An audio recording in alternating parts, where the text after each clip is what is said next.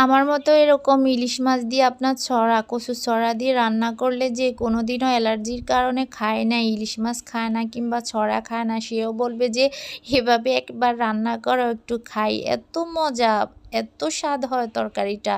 আমার কাছে কচুর ছড়া তরকারিটাও খুব ভালো লাগে। কার কাছে কেমন জানি না। হ্যালো, আসসালামু আলাইকুম। সবাই কেমন আছেন? এই যে ১ম এ মাছটা কাটতেছি, দেখতেছি মাছের মধ্যে প্রচুর ডিম হইছে। আমি আবার ডিমগুলো আলাদা করে নেই, একসাথেই রেখে দিছি মাছের মধ্যে। তারপরে আপনার পেঁয়াজ, রসুন বাটা, হলুদ, মরিচ, লবণ দিয়ে ভালো করে কষিয়ে নিবেন।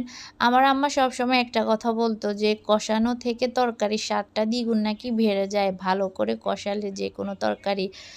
এই যে তারপরে আপনার এই মাছগুলা আপনার আবার ভাজি করব।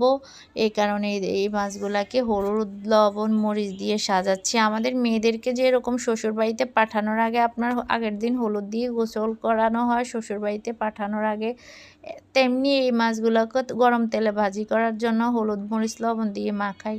এই আর কি। তারপরে আপনার ছড়া মাছ, তারপরে পানি দিয়ে দিব। এই তরকারিটাতে আপনার পানি একটু বেশি করে দিবেন। কারণ এই তরকারিটা পরে ঠান্ডা হলে ঘন হয়ে যায়।